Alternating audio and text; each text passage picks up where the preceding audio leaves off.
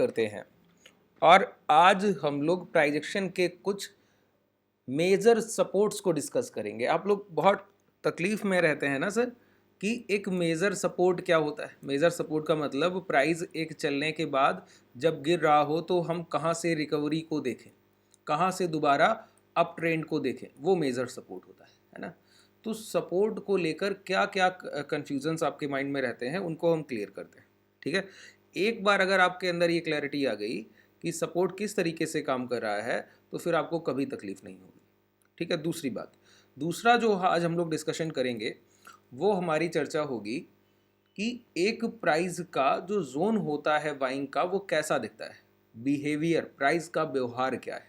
ठीक है, तो पहले हम कोशिश करते हैं कि प्राइस के व्यवहार पर बात कर ली जाए जो कि आप लोगों के लिए ज़्यादा रियलिस्टिक रहेगा, और फिर उसके बाद इसी टॉपिक से जोड़ते हुए हम लोग आगे सपोर्ट को भी डिस्कस कर लेंगे। ठीक है, चलिए देखिए,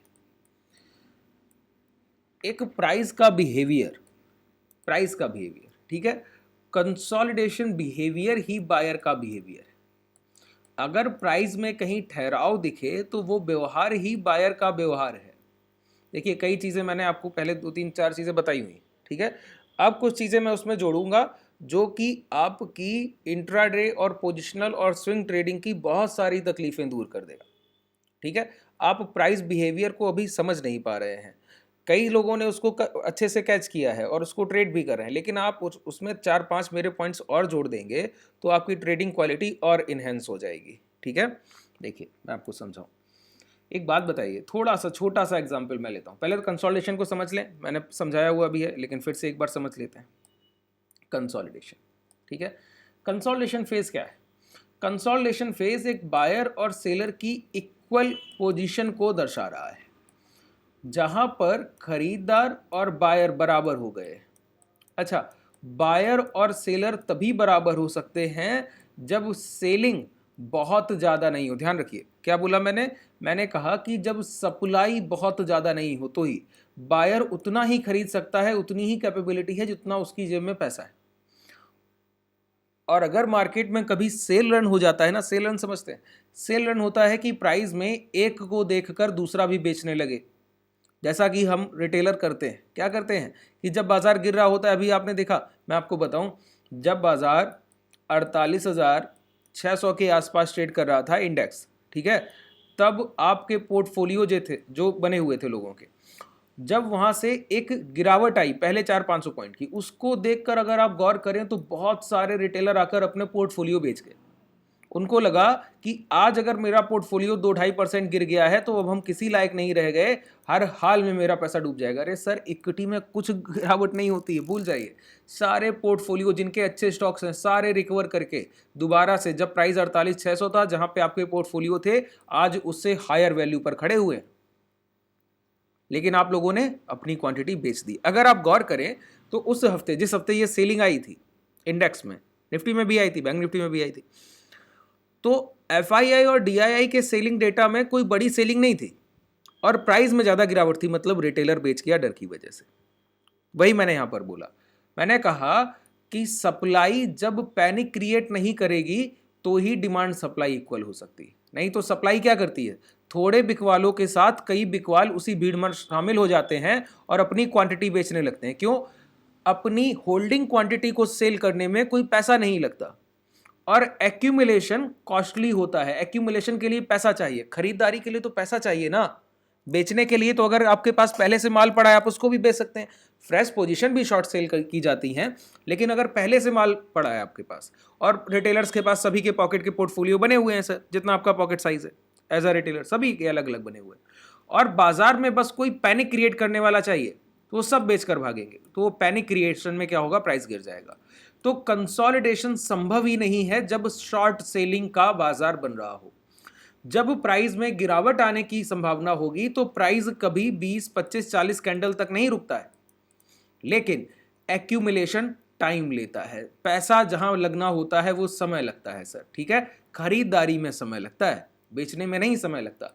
तो कंसोलिडेशन जो बिहेवियर है वो बायर का है। इसीलिए मैं कहता हूं कभी भी कोई प्राइस डाउन ट्रेंड में हो, गिर रहा हो, तो जब तक ट्रेंड खत्म नहीं हो जाता तब तक तो खरीदिए ही मत। आप लोग कहते हैं कि 150 का भाव था सर, 125 आ गया, कैसे ना खरीदूं, इतना बताइए, डिस्काउंट मुझे मिल गया 20% के आसपास, कैसे ना बाई करूं। मैंने कहा अभी गिर रहा है ना, अभी का और गिरने दीजिए। जब तक प्राइस 125 पर आया, अब बॉटम पे पकड़ना चाह रहे हैं, इस वजह से तकलीफ में है। अगर ये प्राइस 125 से घूमेगा तो पहले 130 जाएगा, फिर धीरे से 125 की तरफ बढ़ेगा, फिर 130 को ब्रेक करने की कोशिश करेगा, वहां से रिजेक्शन फेस करेगा, फिर दोबारा इसको ब्रेक करने की कोशिश करेगा, तब कहीं ब्रेक करेगा। तो आपकी खरीदारी 130 132 पर होगी, ना कि 125 पर। और ये कंसोलिडेशन जो इतना समय गुजारा प्राइस ने, ये एक्यूमुलेशन को दर्शा देगा, तब आपकी बाइंग बनेगी यहां पर। और आप सोचिए कि आप बॉटम पर प्राइस को कैच कर लीजिए। तो एज अ ट्रेडर मैं हमेशा बोलता हूं कि कोई वो ट्रेडर जो प्राइस को बॉटम और टॉप पर पकड़ने की कोशिश कर रहा है, वो परेशान है।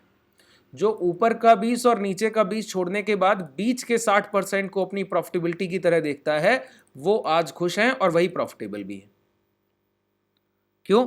प्राइस को गिरते हुए भाव को नहीं खरीदते हैं, गिरने के बाद जो प्राइस ठहर जाता है और फिर स्ट्रांग बिहेवियर दिखाता है, कंसोलिडेशन स्ट्रांग होगा, फिर हाई ब्रेक होंगे, तो वहां पर एक्यूमुलेशन होगा। ठीक है, इतना मैंने आपको पहले भी कई बार बताया, आज भी मैंने आपकी ये एक थ्योरी क्लियर कर दी। अब इससे आगे बढ़ते हैं। कंसोलिडेशन कैसे कैसे पॉसिबल हैं, इस पर बात की जाए, ये ज्यादा महत्वपूर्ण है। देखिए, जब आप प्राइस को सीखते हैं ना, तो प्राइस धीरे धीरे महीन होता है। महीन होना प्राइस में समझते हैं कि प्राइस धीरे धीरे धीरे धीरे और अंदर इन डेप्थ होता जाएगा, और ज्यादा अंदर होता चला जाएगा। ठीक है, इस चीज को प्राइस कैसे इन डेप्थ होता है बताइए। प्राइस 1 बाई 1 इन डेप्थ होता है। देखिए, कंसोलिडेशन का व्यवहार बायर का है।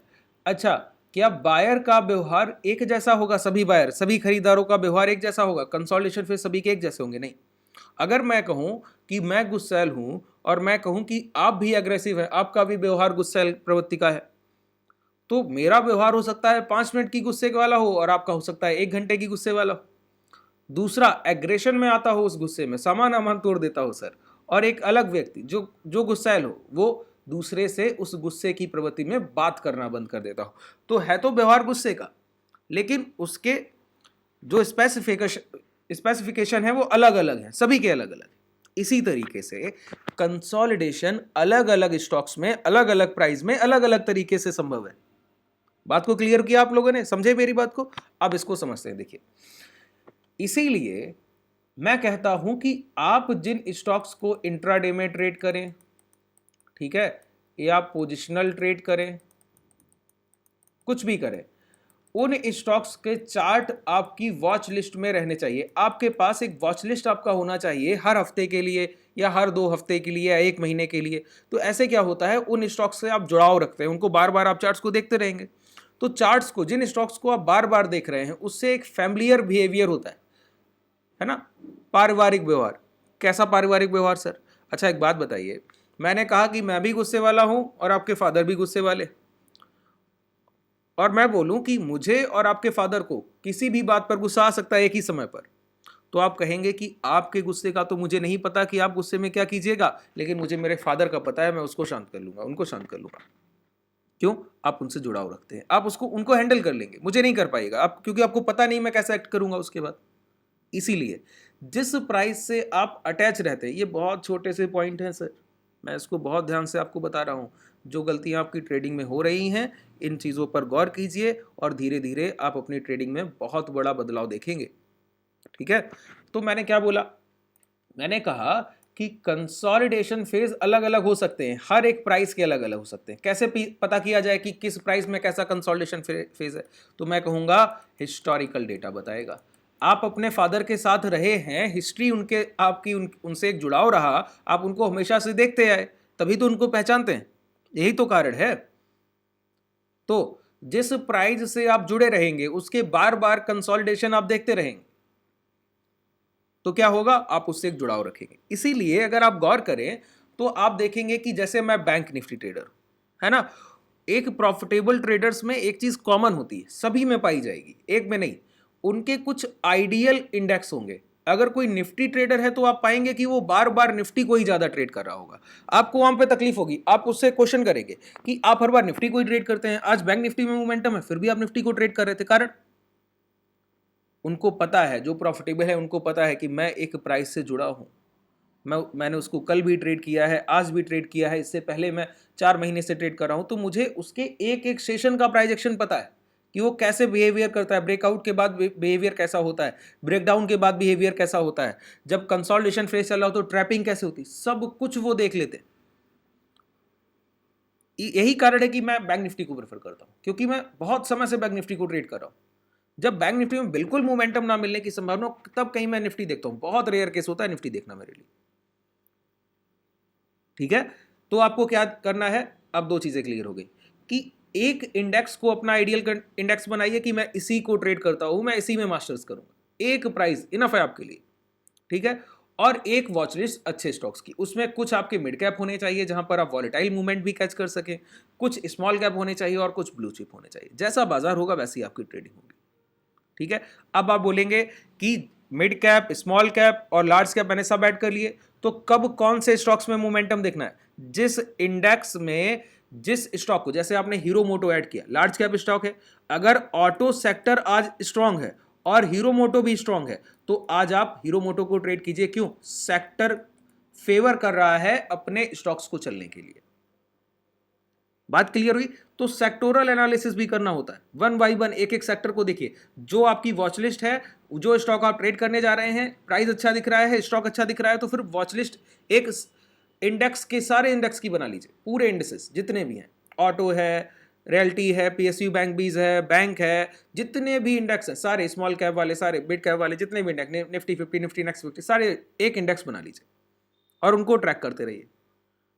ठीक है, तो जिस इंडेक्स के बिहेवियर, जिस इंडेक्स का प्राइस अच्छा होगा, उससे रिलेटेड स्टॉक भी अच्छा मोमेंटम करेंगे। चलिए अब इसको हम समझते हैं। ठीक है, इस कॉम्प्लिकेशन को थोड़ा सरल करते हैं अपने लिए। देखिए, ये निफ्टी 50 का प्राइस है। कोई हम लोग स्टॉक्स की बात करें तो स्टॉक्स का प्राइस लें। चलिए, रिलायंस का प्राइस ले लिया। ठीक है, अब रिलायंस को अगर आप गौर करें तो एक बात आपको कॉमन दिखेगी कि प्राइस जहां से अप ट्रेंड का मोमेंटम करता है तो वहां कंसोलिडेशन बायर बिहेवियर, मैंने क्या बोला? Consolidation buyer behaviour. तो कंसोलिडेशन देखिए प्राइस ने किया और उसके हाई ब्रेक कर दिए। ठीक है, हाई ब्रेक कर दिए, कंसोलिडेशन बायर बिहेवियर। लेकिन कंसोलिडेशन का फेज कैसा है? एक पैरेलल फेज है। पैरेलल फेज का मतलब है प्राइस एक इस तरीके का स्ट्रक्चर बनाता है, कोई ट्रेंडी स्ट्रक्चर कंसोलिडेशन का नहीं होता है। कंसोलिडेशन के दो स्ट्रक्चर होते हैं, एक ट्रेंडी स्ट्रक्चर होता है, एक पैरेलल स्ट्रक्चर होता है। पैरेलल स्ट्रक्चर मतलब एक ही जोन, एक ही दायरे को ट्रेड करता रहे। और एक कंसोलिडेशन होता है, प्राइस हल्का हल्का गिरता रहेगा लेकिन वो फिर भी कंसोलिडेशन ही कर रहा है। हल्का हल्का प्राइस चलता रहेगा लेकिन वो फिर भी कंसोलिडेशन ही कर रहा है। यहां पर क्या है? पैरेलल, एक हॉरिजॉन्टल कंसोलिडेशन दिखता है और जब उसके हाई ब्रेक होते हैं तो मोमेंटम मिलता है। तो हिस्टोरिकल डेटा ने आपको क्लियर किया। अब देखिए, बार बार वही होगा, कुछ अलग नहीं होगा, हर बार वही होगा। कंसोलिडेशन, लो ब्रेक हुए, मैंने आपको एक सेशन किया उसमें कंसोलिडेशन में बताया कि जब प्राइस कंसोलिडेशन के बाद लो ब्रेक करे तो शॉर्ट नहीं करते, अगर लौट कर दोबारा उसी जोन में आकर हाई ब्रेक कर दे तो लॉन्ग जरूर करते। यहां पर देखिए फिर मोमेंटम मिला, यहां पर देखिए फिर मोमेंटम मिला। ठीक है, तो कंसोलिडेशन फेज जहां जहां बनते हैं वहां पर मोमेंटम की पॉसिबिलिटी बनती है। यहां पर देखिए कंसोलिडेशन हुआ, लो ब्रेक हुए, प्राइस नीचे नहीं गया, हाई ब्रेक करके ऊपर जाने की कोशिश कर रहा है। ठीक है, ये बात। अब रिलायंस का आरआईएल के चार्ट में आपने एक बार देखा कि हॉरिजॉन्टल कंसोलिडेशन एक्यूमुलेशन को यहां पर रिप्रेजेंट कर रहा है। देखिए, हॉरिजॉन्टल कंसोलिडेशन एक्यूमुलेशन को रिप्रेजेंट कर रहा है। तो जितनी बार हॉरिजॉन्टल कंसोलिडेशन होने के बाद उस कंसोलिडेशन जोन के हाई ब्रेक होते हैं तो आप बाई करने की कोशिश करें तो आप ट्रेड फेलियर ना के बराबर देखेंगे। देखिए, ना के बराबर ट्रेड फेलियर देखेंगे। क्यों? एक बार दो बार हुआ तो आप पहचान गए कि ये इसका एक व्यवहार है। कंसोलिडेशन बिहेवियर क्या है रिलायंस का? हॉरिजॉन्टल कंसोलिडेशन करेगा, उसके बाद हाई ब्रेक करेगा और नए हाई लगा देगा। ठीक है, अच्छा, फिर आप बोलेंगे तो आपने जो दूसरा कंसोलिडेशन फेज बताया है कि इस तरीके का ट्रेंडी कंसोलिडेशन भी होता है। हाँ, देखिए, मैं आपको बताऊं, पहले भी मैंने इन चीजों पे बात करता रहता हूं, क्लासेस करता हूं, बीच बीच में बताता हूं, थोड़ा सा ब्रीफिंग आज विस्तार पूर्वक बता दूं। देखिए, कंसोलिडेशन का एक व्यवहार गिरावट में भी होता है, एक कंसोलिडेशन डाउन ट्रेंड में भी आ रहा होगा। अच्छा, डाउन ट्रेंड वो होगा नहीं, क्यों? वहां पर अच्छा गिरावट क्या है? बड़ी कैंडल, बॉडी साइज फॉर्मेशन, एक के बाद एक के बाद एक। मैंने अभी बताया सप्लाई पैनिक क्रिएट करती है, प्राइस तेजी से गिरता है। अच्छा, प्राइस गिरने की कोशिश करे और गिर ना पाए, प्राइस गिरने की कोशिश करे लेकिन गिर ना पाए, मतलब इस तरीके के ये स्ट्रक्चर। ठीक है, अब ये प्राइस है। ठीक है, अब इस प्राइस में जब आप मोमेंटम देख रहे हो तो ये प्राइस इस तरीके से नीचे आ रहा है, ये कोई बिकवाली नहीं है, ये हर जगह खरीदार खरीदारी करके प्राइस उठा रहे हैं। मैं देखिए, कंसोलिडेशन का सीधा सा मतलब है प्राइस में धीमापन। धीमापन मतलब प्राइस का मोमेंटम डेड होने को हो जाए, कि आपको ना अप ट्रेंड दिखे ना डाउन ट्रेंड दिखे। तो वो धीमापन कैसे भी हो सकता है, प्राइस में ऊपर जा रहा हो लेकिन इस तरीके के, बिल्कुल भी नीचे नीचे। तो अप ट्रेंड को तो मैं कंसोलिडेशन में इसमें नहीं, लेकिन ये जहां पर बायर का बिहेवियर तो धीमा प्राइस को रखना होता है, लेकिन सेलर का बिहेवियर पैनिक क्रिएट करना होता है, उसके बावजूद वो पैनिक ना क्रिएट कर पा रहा हो और धीरे धीरे प्राइस को गिरा रहा हो, तो काल्म सेलिंग कभी भी प्राइस में देखी जाए तो वो बायर को दर्शा रही है, बायर को दर्शा रही है। ठीक है, कैसे इसको देखें, चलिए मैं आपको अभी प्रीवियस सेशन, हमारे कुछ ट्रेडर्स एक्टिव रहते हैं जो इंट्राडे पोजिशनल स्विंग में ट्रेड करते हैं, तो हम एक स्टॉक को बड़ा प्रेफर कर रहे थे स्विंग ट्रेडिंग के लिए। बहुत हम लोगों ने पिछले सेशंस में ट्रेड किया, मैंने पर्सनली भी इसको खूब ट्रेड किया। क्यों? इसका बिहेवियर बता गया कि किस तरीके का प्राइस ये बिल्ड होता है। देखिए अभी भी बना है, अभी इस पर आप गौर कीजिए, वॉच लिस्ट का हिस्सा बना लीजिए। ठीक है, क्या होना चाहिए, आपके वॉच लिस्ट का एक पार्ट होना चाहिए ये। ठीक है, इस तरीके से इसको मार्क कर लीजिए। अब आप बोलेंगे कि ये क्या है, ये सर अभी मैंने आपको बताया कि ये एक कंसोलिडेशन, जो गिरावट में मैंने बताया, यहां पर आपको कहीं गिरावट दिखेगी नहीं। मैं आपको एक कैंडल के फॉर्मेशन, इस कैंडल को देखिए, इस कैंडल को देखिए, बायर तो यही, बाइंग तो यहीं से उठ रही है कि नहीं, और प्राइस क्या दिख रहा है, देखिए ये जोन जो मैंने बताया ये गिरावट को दर्शा रहा है, लेकिन ये गिरावट है नहीं, हर जगह खरीदारी हो रही, हर जगह खरीदारी। कैसे मैं बता सकता हूं ये खरीदारी हो रही, अगर ये प्राइस लो ब्रेक कर दे तब भी हम लोग एक्यूमुलेशन ही करते रहेंगे, विप्रो में शॉर्ट सेल हम लोग देखेंगे ही नहीं, गिर जाए तो भी नहीं, क्योंकि हम लोग लॉन्ग टर्म के लिए खरीदारी प्लान कर रहे हैं ना, इस वजह से ऐसा कर रहे हैं और कोई कारण नहीं। दूसरी बात, शॉर्ट टर्म वाले भी इस चीज को ध्यान रखिए, अगर कभी भी ये हाई ब्रेक होंगे, ये स्विंग हाई 500, प्राइस नए हाई तुरंत के तुरंत लगाएगा और आप बहुत जल्दी देखेंगे ये ब्रेक होते हुए, कल ही देख ले, हो सकता है, पॉसिबिलिटी लगती है, लेकिन संभावना ऐसे नहीं। जब तक कोई प्राइस ब्रेक कर ना दे तो कुछ भी कहना एक व्यर्थता होती। ठीक है, तो प्राइस जब 500 के ऊपर ट्रेड करेगा, ब्रेकआउट हो जाएगा, उसके बाद आप देखेंगे प्राइस जाए, एक बार रिटेस्ट करे, फिर ये निकले, तो समझिएगा प्राइस अब मोमेंटम के लिए। क्यों ये बोल रहा हूं, मैंने प्रीवियस इसी प्राइस को, इसी तरीके के एक कंसोलिडेशन को डिप कंसोलिडेशन कहते हैं इसको। ठीक है, ये डिप कंसोलिडेशन की प्राइस डिप ले रहा है लेकिन वो कंसोलिडेशन फेज की तरह ले रहा है। ठीक है, तो ये प्राइस मैंने पहले भी विप्रो में ट्रेड किया हुआ है, इस वजह से कह पा रहा हूं। यहां पर अगर आप गौर करें तो हॉरिजॉन्टल कंसोलिडेशन की इतनी वैलिडेशन नहीं दिखती, प्राइस नीचे आने के बाद फिर हाई की तरफ जा रहा है, फिर भी सस्टेन नहीं कर पा रहा है। लेकिन यहां पर ये देखिए, जो ये प्राइस का स्ट्रक्चर है वही स्ट्रक्चर ये भी प्राइस का है, देख पा रहे हैं, डिप कंसोलिडेशन। प्राइस में कोई बड़ी गिरावट नहीं है, लेकिन छोटी छोटी कैंडल से डाउनफॉल करने की कोशिश। ब्रेक हुआ, अगले सेशन में अगर आप गौर करें तो ये जब हाई ब्रेक हुए तो 467 का प्राइस 522-23 के हाई गैप अप करके लगा आया था सर, है ना। अच्छा, ये आप बोलेंगे नहीं, मैंने कहा पिछला व्यवहार, ये व्यवहार एक बार नहीं कई एक बार दोहराया गया है, एक बार नहीं की बात है, कई एक बार दोहराया गया है, तब मैं आपसे ये बोल पा रहा हूं। ठीक है, आपको जितनी बार दर्शाऊंगा आपको ये ऐसे ही दिखेगा, जितनी बार ये कंसोलिडेशन फेज, हर बार कि प्राइस डिप की तरफ जाता दिखता है, फिर हाई ब्रेक करता है तो मोमेंटम दे देता है, डिप की तरफ जाता दिखता है, फिर हाई ब्रेक करता है तो मोमेंटम दे देता है। देख रहे हैं, हर बार देखिए कितने फेज बन गए आपके सामने, देखिए एक ये बना, एक ये बना, यहां पर ये बना, और उसके पहले लास्ट अभी जो हम लोग अभी बना रहे थे वो, है ना, ये, और यहां पर देखिए।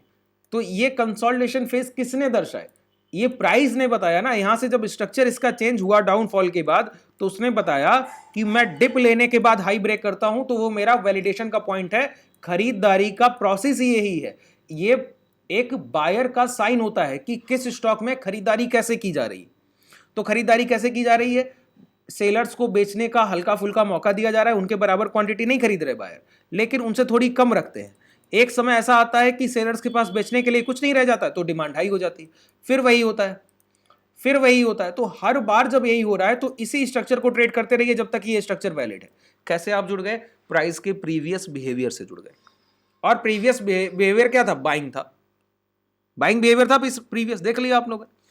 ये देखिए, ये बहुत सिंपल प्राइजेक्शन है, बहुत आसान कर दिया है मैंने चीज़ों को आपके लिए। आप इसको लाइव मार्केट में ट्रेड कीजिए और अलग अलग। अब देखिए, अब आप कंसोलिडेशन भी देखेंगे लेकिन इंडिविजुअलाइज देखेंगे। हर स्टॉक के लिए आप स्पेसिफिक कंसोलिडेशन पहले आइडेंटिफाई करेंगे। मैंने आइडेंटिफाई किया ना, प्रीवियस आइडेंटिफिकेशन पहले था कि ये प्राइस कैसा व्यवहार दर्शाता है, ठीक है। कुछ प्राइस आपको ऐसे मिलेंगे, आप लोग जबरदस्ती प्राइस को देखने लगते हैं कि नहीं ये कंसोलिडेशन है, ये काम करेगा, ऐसे नहीं। आप पहले उस प्राइस का प्रीवियस बिहेवियर देखिए और देखिए ये कंसोलिडेशन को रिस्पेक्ट करता भी है। कई स्मॉल कैप स्टॉक आपको ऐसे मिलेंगे जो ब्रेकआउट के लिए कंसोलिडेशन करेंगे और ब्रेकआउट करेंगे 10-15% चलने के बाद फिर 20% नीचे आ जाते हैं। तो समझ लीजिए ये बार बार इसी तरीके की ट्रैपिंग करेगा, वहां पे हाथ ही मत लगाइए।